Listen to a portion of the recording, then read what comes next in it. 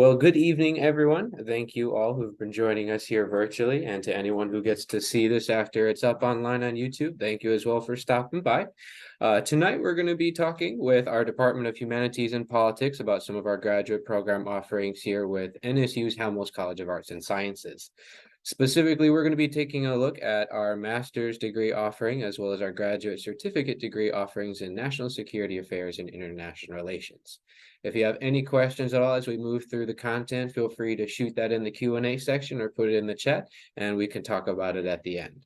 So what we're going to go through here first off, we're just going to take a look then at our campus. So this program is offered online and in person. So for any of our students interested in taking it in person, you're going to get familiar with a couple of different key buildings here on the main campus. First off, what you're seeing on screen is the Don Tapp University Center. This is a big hangout spot for a lot of our students, a lot of different study areas, places to go grab food to eat, as well as our gym and recreational areas.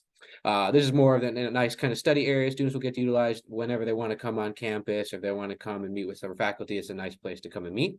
Now, for your actual classroom areas, you're going to be between two buildings for the most part. We have our Millman Hollywood building, which does actually house several different departments from the Halmos College, and that does include a Department of Humanities and Politics, as well as our Department of Conflict Resolution and Department of Communication, Media, and the Arts. The other building that you may have classes in is our Carl DeSantis building. This is a mixed class building for both undergraduate and graduate programs, and anything from our humanities division over in business and law and plenty of other disciplines. All right, so I'm Ransford Edwards. I am the graduate coordinator of the National Security Affairs and International Relations. And I am very happy that you're here with us, right, to discuss our program. So we have two facets of our program. We have the Masters of Science, and we also have the certificate program. So Ted will go to the next slide, and we'll start discussing what that kind of looks like.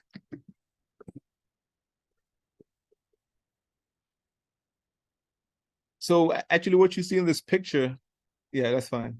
What you see in this picture is actually our trip that we took to Cuba in 2019. It was a very exciting time. Again, our faculty is highly qualified from expertise in U.S. foreign relations, political philosophy, border security, international political economy, and literary theory. So now we'll talk about some of the actual courses that you'll be taking. All right, so our program format, which is also on the next slide, right, Teddy? We have a online feature and also a hybrid format where you will be taking classes on ground, but you can also Zoom in and take it synchronous. And then we also have online options. My courses, I really enjoy being on ground, right? The old school seminar style. So, if you take a course with me, there's a strong chance that we will be in the typical graduate seminar. Again, it's a 24-month program. It can last longer, right? Depending on your pacing. But we take a conceptual and practical work focus. Not only do we deal with theory, we also deal with method and also practical applications of, again, national security affairs and international relations. We also have an optional cybersecurity concentration, and it's geared to increase your understanding in topics such as cyber conflict, statecraft, and threat assessment. And again, we have a diverse and very dynamic curriculum, which features courses in terrorism and terrorists, which I teach in the summer, international law, national security affairs, and so much more. All right, so of the 36 credits that will get you a master's in this program, we have 21 core courses, including current historical issues, national intelligence collection. There is a research and evaluation, national security affairs, and also an international relations theory and practice.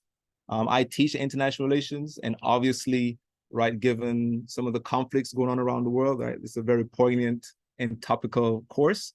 So I'd love to see you in that course in the upcoming fall. And then attached to, or a part of the curriculum, we have a set of electives. which again are also diverse and dynamic. We have cyber conflict and statecraft. Currently, economic statecraft I am teaching, and we also have a couple special topics, which varies year to year, and there's a lot of flexibility with that. Obviously, our trip to Cuba was a special topics where we did the Cuban Missile Crisis. Dr. Kilroy taught a course on the Cuban Missile Crisis. And if you do, you see, one of the things about grad school, it's always, it's easy to get in sometimes, but tough to get out. But in this case, there's two ways to get out. You can take a comprehensive exam, a tabletop exam, which again, it's a comprehensive nature of everything that you've kind of studied throughout the course and being able to apply it in a practical sense. And then we also have a thesis option, which I truly enjoy because it's a little bit of torture for the students, but it's over 2 semesters. And at the end of it, you will have created new knowledge, and you will work with a faculty advisor and 2 readers that you also select, and you would work on a project. And by the end of those 2 semesters, after your defense of your thesis, you can consider yourself, right, a published author, and your work will be published at NSU libraries. So that's also very excited about that, and that is another way how you can leave this program once you enter. And we also have, right, this is the optional cybersecurity concentration, total of 9 credits. You have to complete all 9 credits. You have to complete 9 credits from this list in addition to 6 credits from the elective list. And here are some of the optional courses that you can take from Information Security Project and the Fundamentals of Security Technologies. So I'm not sure if Dr. Kilroy is back on, because I think we transition next. Okay, yeah, so the sound is not working, that's fine. So again, put it all together, we have that was the master's program, and we also have the certificate program. And the certificate program is 15 credits. Again, you have a shorter list of core courses, 12 credits, and then you have elective course offerings. Again, we have practicums, directed readings, cyber conflict, and statecraft. So again, we have our master's program, which is 36 credits, and then we have our graduate certificate in national security and international relations. So yeah, either option, whatever works for you and what your professional designs are. We have something here, right, that can satisfy that need and desire. Thanks, Dr. Edwards. Looks like we're having a little bit of mic difficulty, huh, Dr. Kilroy? So I will go ahead and get us into the actual admission side of things now. If you guys have any questions regarding any of the content of those courses, these are going to be the best people to talk to right here. So feel free to ask them any questions. Now, I will be your main admissions liaison. My name is Teddy Uy, if you haven't already met me. I'm one of our assistant directors here with the Halmos College Graduate Admissions team. If you can't get a hold of me for any reason, anyone else you see on screen here, either our director, Brett McAllister, or another assistant director, Megan Troy, or even our administrative coordinator, Andrew, they'd all be happy to help you out if you have any general questions. They can usually contact me if I'm out and about traveling as part of my duties. But let's get into the actual application cycle here. So first up, if you didn't already know, both for the MS program and the graduate certificate program in National Security Affairs and International Relations has rolling admissions. So we accept applications throughout the year for fall, winter, and summer. Now for the next upcoming terms over here, depending on where you're looking to apply, winter 2024 is going to be the next term up if you're looking to start sooner rather than later. If you are interested, you need to submit your application no later than November 17th. That is a Friday here in 2023. Of course, for you guys, since you did attend today, you will get an application fee waiver, which we'll send out later on. But if you're looking later on in the year, whether that be for summer or fall, you're going to want to keep in mind a couple of dates here. So summer 2024, which would have you start here a little bit in the May time, that's going to have a deadline of around mid-April. So that's going to be April 12th specifically, which is also a Friday. But if you're looking a little bit further to the future, say for next fall, at fall 2024, you have all the way till July 19th. And again, that will also be a Friday. If you have any questions regarding being able to complete all the application requirements by the intended deadline, feel free to reach out to our office and we can discuss that in more detail. But then going on to actually look at the application requirements in more detail. So just at the top of the screen there, you're going to get a reminder of the application deadlines. But our general application is going to look like what you see before you here. So we have our NSU graduate application. That's going to be all of your biographic, demographic information, where you went to college before, things of that nature. You're also going to be able to do your personal statement and part of this general process. So things like the admissions essay and your academic writing sample, all that is going to be done right within the general application. You're going to be able to upload those files directly through the portal system. But for some of your other materials, like the 2 letters of recommendation or official transcripts, those are going to come in a little bit differently. So you're going to have to first submit your general application in order to be able to then send out recommendation requests. You won't be able to see anything on your application for a letter of recommendations until you do so. Once that happens, all you need is the emails from your intended recommenders. You'll submit that within fields on the application, and we're going to take a look at that in a little bit more detail here. But they're going to get an email sent to them with further instructions on how they can fill out the form and then subsequently send back any written letter on your behalf. Now for the graduate certificate here, it is similar, but not quite as extensive. So what we're going to be looking at here is that same general graduate application along with that $50 fee. You're going to submit again all those official transcripts, but you're only going to have to submit 1 letter of recommendation as well as an admissions essay. Now, in terms of those letters of recommendation, we do strongly recommend that at least one of them, if you're applying for the MS or if it's for the graduate certificate, the only one should be an academic source. That could be something like a past professor, maybe an academic advisor, program manager, someone who's been working with you a little bit more closely on more the academia side of things. Now, looking at our actual application portal system, I know it can get a little confusing when you look at it off the bat. So we're going to kind of walk through what this is all going to look like out here. Now, what you're seeing on the slide right here is going to be your application account overview. So once you go ahead and create a graduate account with us, this is going to be the first page that pops up once you go ahead and log in. If you've listed any sort of specific interest in programs here at NSU, it'll populate that all within this field for you to be able to start an application at any time. If you ever have any issues trying to get into your account, maybe you got locked out, feel free to reach out to our office, or you can also contact our helpline. So we do have a phone number that's going to be 1-800-541-6682. Or what I always recommend is email to our IT services. So that's going to be Shark IT Services, and that's going to be with an S plural at the end at nova.edu. They will be able to help you out if you got locked out of your account or having some sort of technical problem, and then we can move forward from there. Now, once you actually start the formal application here, first section we're going to take a look at is our biographical and contact information. This is fairly straightforward, but of course you do just want to keep a couple of things in mind. Make sure you're rereading all of your intended information. It does have to be accurate for terms of our application, so we want to make sure that we have an up-to-date way to contact you.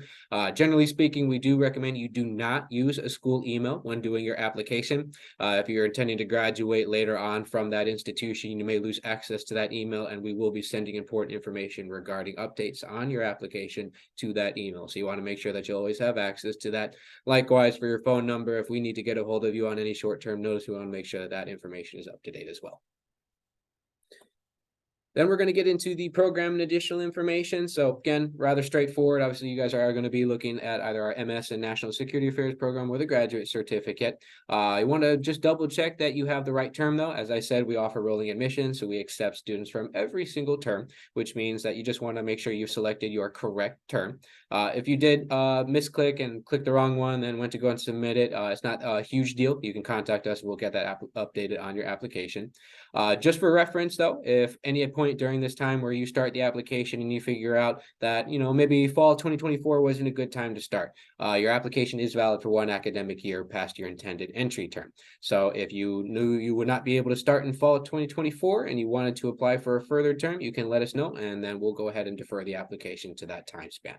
And that does extend actually also to your admission. So if offered admission to either program, that is valid for 1 academic year. If, again, for any reason whatsoever that you cannot start at your intended term, we can go ahead and look into different possibilities for a deferred start date. Now then, for prior college information, there's a few things to keep in mind about this. We need every transcript from previously attended institutions, and I do mean every. So if you've only taken one course at a community college, we still need that transcript. Even if it's listed on another transcript, we still need separate ones. If you've attended NSU at all, for instance, you actually can do what's called an internal transcript request, which is very simple for our students. They're able to just go ahead and contact our registrar through our online portal system called SharkLink, and then they'll be able to send that over to my team and we'll have it added to your application. Now, for any other external institutions, there's going to be a couple of ways that this is done. One thing that you will want to keep in mind is that first and foremost, it has to be the institution that sends us a copy of your transcripts, not you, the student. We cannot accept those for authentication and verification purposes, so it has to be the institution. We can accept that either via email or via mail. I can send over any of that information to you guys, but for your knowledge, the email is going to be electronictranscript@nova.edu. And our mailing address is something I can send to you if necessary, but most institutions now are able to send it electronically. Give or take, it can somewhere between 3 to 7 business days for that transcript to process with our enrollment processing services before we're able to update it on your application. But if you do get any notification from NSU here that it has been received, feel free to contact me if it's not showing as received on your end. Now, if any of you have attended outside U.S. institutions, you may have to do an official evaluation. What this entails is you're going to have to do a course-by-course analysis along with getting a few other pieces of information, a part of a report that you will then submit as your official report for your transcripts for non-U.S. institutions. We are then able to utilize for the actual review process. That must be done by a member of what's called NACES. NACES is the National Association of Credential Evaluation Services, which is a larger consortium of various accredited evaluating companies. Anyone that's listed underneath their active members will be allowed to then do your evaluation. Subsequently, then it'll be sent the same way as our traditional transcript are received, which is again, either email or through mailing. All right. Now, looking into the supplemental items and documents. So what you're actually seeing here on screen is going to be one depiction of what you'll see once you submit the general application.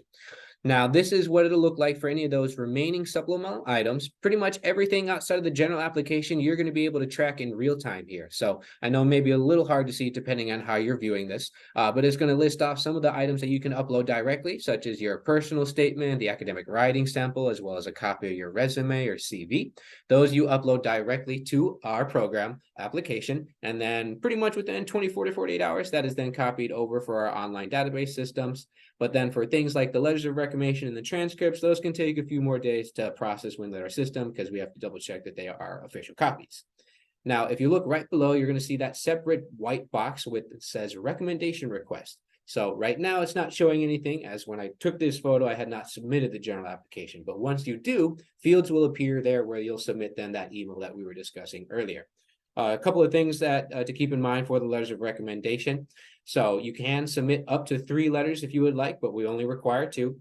Keep in mind, again, you want those to come from academic sources, and then just for actual composing of the letter and submitting it back to us, we do recommend that your recommender submits that letter as either a Word document or a PDF file. Those just happen to be the best file types to upload with our system.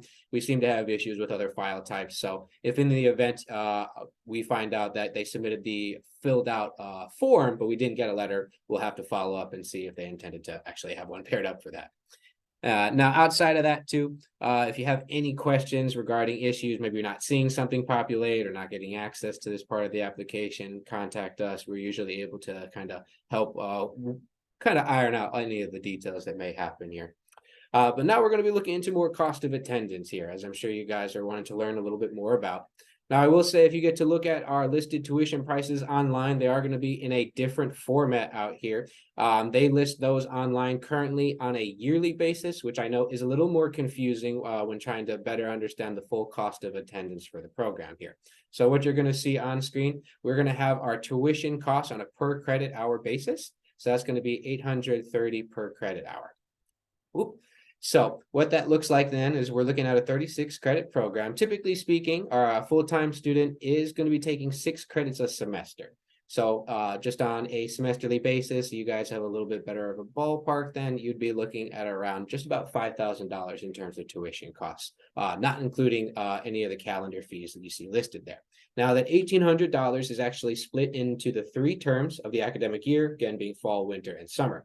As a full-time student, you're going to incur a student services fee of $600. And that student services fee is essentially the all-encompassing fee that's going to pay for any of the resources you're going to utilize as a student, whether it be any of the online resources you'll have when you're taking your coursework, maybe utilizing online texts, maybe you're coming in person, utilizing some of the resources at the library, whatever that may be, that's what that student service fee kind of encompasses. You're really not going to find any other fees here as a student. There are certain miscellaneous things.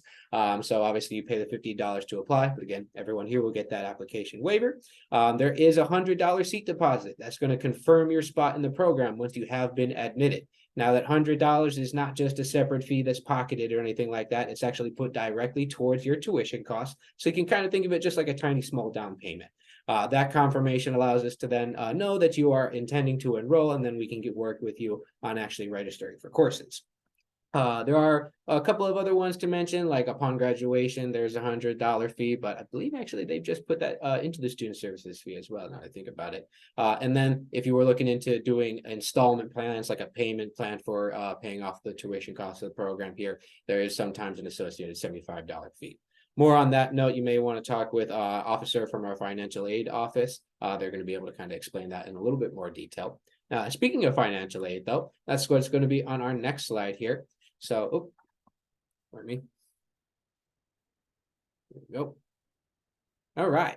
So what we're seeing on screen right here is just going to be a few listings of some of the different scholarship opportunities, financial aid opportunities that we have with the Halmos College and the university.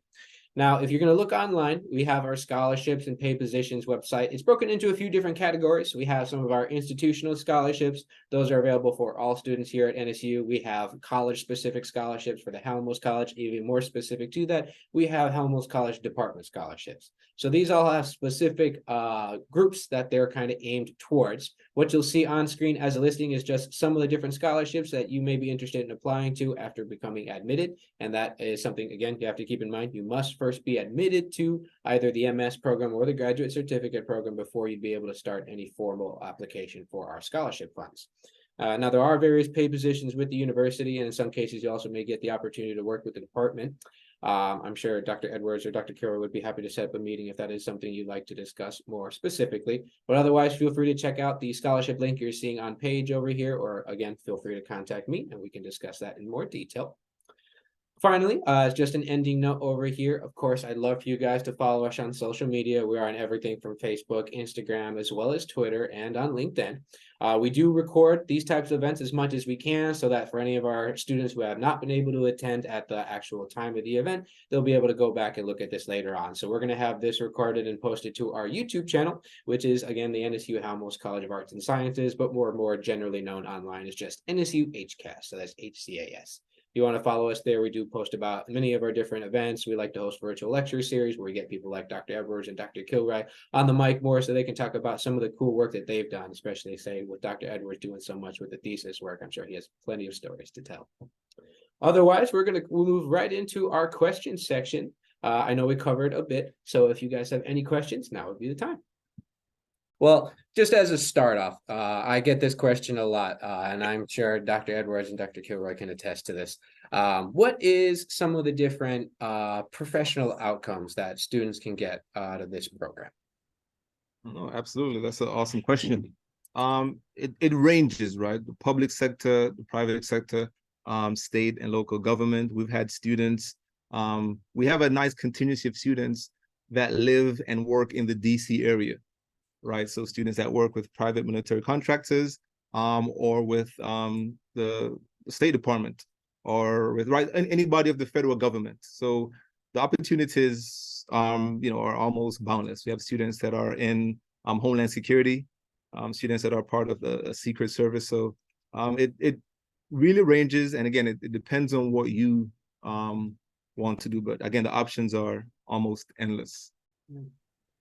And another question I know I get a lot is, what is something that you guys look at more so from an applicant that's like, say, not something you can really just take away from looking at a transcript?